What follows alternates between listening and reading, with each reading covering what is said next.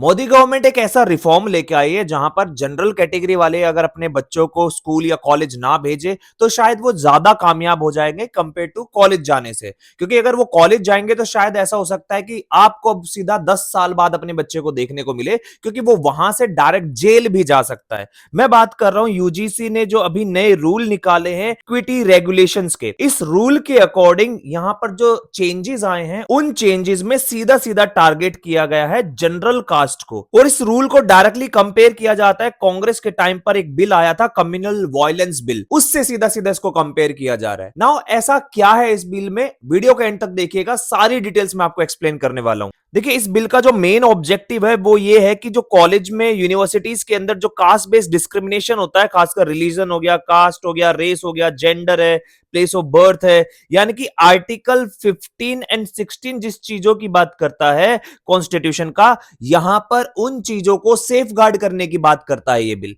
लेकिन यहां पर जो चीजें मेंशन की है वो ये मेंशन किया गया है कि schedule caste, schedule tribe, socially and educationally backward class यानी कि ओबीसी, और साथ के साथ इकोनॉमिकल वीकर सेक्शन ईडब्ल्यूएस, इस कैटेगरी के अगर कोई भी स्टूडेंट है और अगर उनके साथ किसी भी तरीके का डिस्क्रिमिनेशन होता है कॉलेज के अंदर, तो यहां पर आप उनके खिलाफ केस फाइल कर सकते हैं। इसमें ओबीसी और ईडब्ल्यूएस का तो ज्यादा इंपैक्ट नहीं है, लेकिन सबसे ज्यादा इंपैक्ट जो है वो है एससी एसटी का, क्योंकि ऐसा हो सकता है कि आपके खिलाफ एससी या एसटी का केस फाइल हो सके, और अगर ये केस फाइल हो गया तो शायद आप जेल जाएंगे सीधा सीधा। अगर आपको मेरी बातों पे यकीन नहीं है तो सबसे पहले ये वीडियो देख लीजिए। हमारे शेड्यूल कास्ट के लोगों के पास ब्रह्मास्त्र है। अगर रास्ते में चलते हुए जनरल कास्ट के लोग को ये कह दूं ना मैं, भाई तुमने मेरे को ये ऐसे क्यों बोलिया, उनको नहीं क्या बोलिया, झूठा मैं कह दूंगा तेरे को, मेरे तो चमार कह दिया, हरिजन कह दिया, ढेड कह दिया, तो उसकी जांच पास होनी हो, मुकदमा दर्ज करवाऊंगा 24 घंटे में अंदर, और मेरे अकाउंट में पैसे। अच्छा, कितना पैसा मिलता है? पैसा मुकदमे के हिसाब बने है। ये वीडियो देखकर काफी कुछ आपको समझ में आ गया होगा, लेकिन यहां पर मैं जो चीजें आपको बताने वाला हूं ना वो बहुत ही क्रिटिकल आपके समझने के लिए। मान लीजिए किसी स्टूडेंट का क्लास में इंटरेस्ट नहीं है, वो पढ़ने में ज्यादा अच्छा नहीं है, और किसी भी टीचर ने अगर यहां पर नंबर नहीं दिए ना, और वो स्टूडेंट एससी एसटी से बिलोंग करता है, वो सीधा सीधा उस प्रोफेसर पे केस फाइल कर देगा कि मैं इस कास्ट से बिलोंग करता हूं इसलिए मेरे साथ डिस्क्रिमिनेट किया जा रहा है और मेरे को मार्क्स नहीं दिए जा रहे। तो यानी कि प्रोफेसर्स इतने प्रेशर में आ जाएंगे कि सामने वाला बच्चा पढ़ रहा है या नहीं पढ़ रहा उससे कोई मतलब नहीं है, उनको उसको नंबर देने पड़ेंगे, अटेंडेंस देनी पड़ेगी, उनको हर तरीके का प्रिविलेज देना पड़ेगा, चाहे वो स्टूडेंट अच्छा परफॉर्म कर रहा है या नहीं कर रहा। मान लीजिए कोई जनरल कैटेगरी की लड़की है, वहां पर कोई एससी या एसटी कैटेगरी का लड़का उसको प्रपोज कर देता है और वो वहां पर उसको मना कर देती है, तो वो लड़का उस लड़की के खिलाफ भी केस फाइल कर देगा कि इसने मेरी कास्ट के अगेंस्ट कुछ बोला है, तो उस लड़की का करियर बर्बाद हो जाएगा।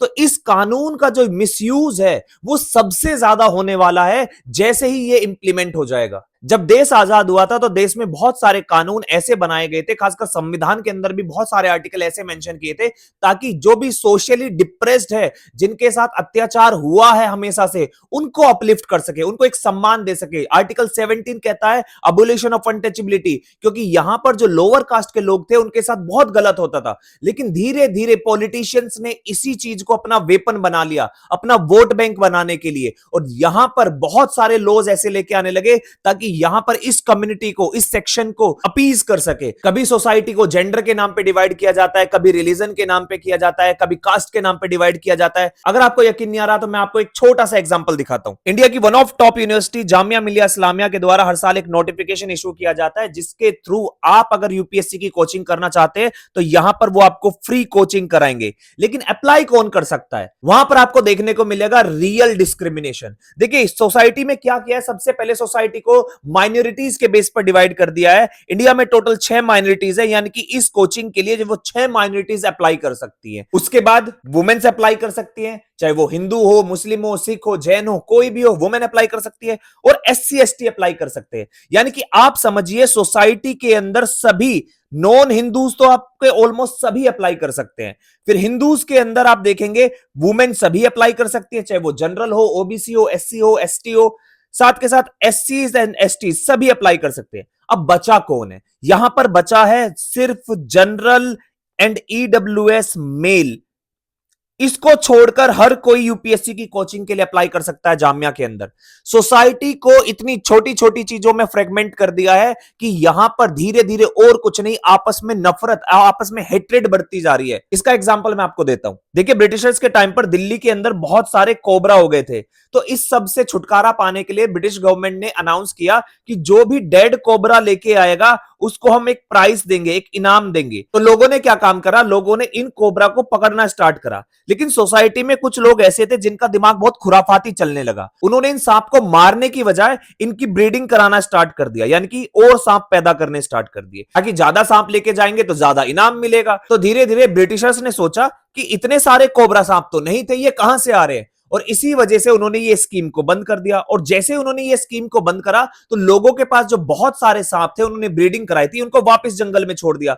यानी कि अगर पहले 100 सांप थे तो अब 1000 हो गए। तो इस पॉलिसी को कहते हैं हम कोबरा इफेक्ट, यानी कि आपकी नीयत कुछ और होती है लेकिन उसका रिजल्ट कुछ और हो जाता है। वही आपको यहां पर देखने को मिलेगा। ये जो SC ST एक्ट आया था, ये उनको प्रोटेक्ट करने के लिए आया था, लेकिन इसको एक वेपन की तरह यूज करने लगे। आपने वीडियो में ऑलरेडी सुन ही लिया है। और अब इस कानून से लोगों को एक्सटोर्ट करने के लिए, उनको झूठे केसेस में फंसाने के लिए यूज किया जाता है। जैसे आप यहां पे देख सकते हैं, अलीगढ़ की एक ही फैमिली ने 16 फर्जी SC ST केस फाइल किए 15 साल के अंदर, और यहां पर 13 लाख रुपए उन्हें कॉम्पनसेशन मिला।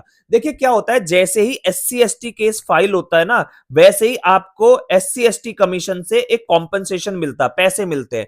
क्यों? क्योंकि यहां पर आपके अपलिफ्टमेंट के लिए, क्योंकि आपके साथ गलत हुआ है, ताकि आप केस लड़ सके। आपके साथ जो भी गलत हुआ है उसका कॉम्पनसेशन यहां पर गवर्नमेंट प्रोवाइड कराती है। यहां पर आप देख सकते हैं एक और केस है जहां पर एक झूठा SC ST का केस डाला गया था, जिसके बाद कोर्ट ने उसको 5.5 साल की सजा सुना दी। एक और केस आप देख सकते हैं, यूपी में एक महिला ने एक फर्जी केस कर दिया SC ST में, बाद में पता चला तो 3.5 साल की सजा हो गई। फिर आप देख सकते हैं कि लखनऊ में एक स्कैम चल रहा था लॉयर और एक फीमेल के द्वारा।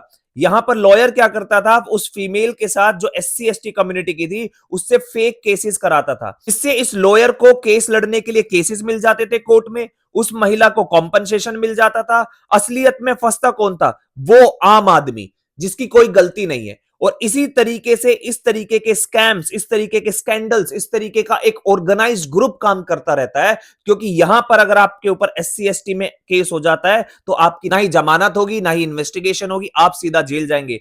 10-12 साल सीधा जेल में सड़ेंगे, ना ट्रायल होगा। हमारे कोर्ट्स की इतनी गंदी हालत है कि ट्रायल्स भी स्टार्ट नहीं होता है। 10-10 साल हो जाते हैं, 5-5 साल, 6-6 साल, आपका ट्रायल भी स्टार्ट नहीं होगा। तो इसी वजह से ये कहा जा रहा है, ये जो UGC का कानून है ये एक तरीके से एंटी ब्राह्मण है, क्योंकि यहां पर जो बचते हैं वो सिर्फ अपर कास्ट वाले, यानी कि जिनको हम जनरल कास्ट कहते हैं, वो बच जाते हैं। अब उनके खिलाफ कोई भी केस फाइल हो सकता है, कोई झूठा केस फाइल हो सकता है, क्योंकि यहां पर ऐसा कोई क्लोज नहीं है कि अगर किसी स्टूडेंट ने कोई झूठा केस किया है तो उसके साथ क्या होगा। जब मुझे पता है मैं जेल नहीं जाऊंगा, मेरे खिलाफ कोई कार्रवाई नहीं होगी, तो मैं किसी पर भी कितने भी झूठे केस कर सकता हूं। और यहां पर हमारा जो सिस्टम है वो इतना खराब सिस्टम है कि उसको एक फेयर ट्रायल, उसको एक फेयर अपॉर्चुनिटी मिलेगी ही नहीं। तो इससे अच्छा तो वो कॉलेज ना जाकर घर में ही पढ़ ले, प्राइवेट से पढ़ ले, खुद के लिए कुछ और करके अपनी लाइफ सेटल कर सकता है। और आने वाले टाइम में आपको देखने को मिल सकता है धीरे धीरे जो कॉलेज और यूनिवर्सिटी के अंदर इनरोलमेंट रेशियो है वो धीरे धीरे धीरे घट जाएगा। इसी वजह से इंडिया का एजुकेशन सिस्टम जो है वो काफी खतरे में है। इंडिया में काफी सारे स्टूडेंट सिर्फ इन्हीं कारणों से इंडिया में न पढ़कर इंडिया से बाहर पढ़ना प्रेफर करते हैं,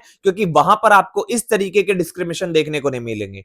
आपके क्या व्यूज है मुझे कमेंट बॉक्स में जरूर बताइएगा। आज के लिए इतना ही। वीडियो अच्छी लगी तो वीडियो को लाइक कीजिएगा, चैनल को सब्सक्राइब जरूर कीजिएगा। Thank you.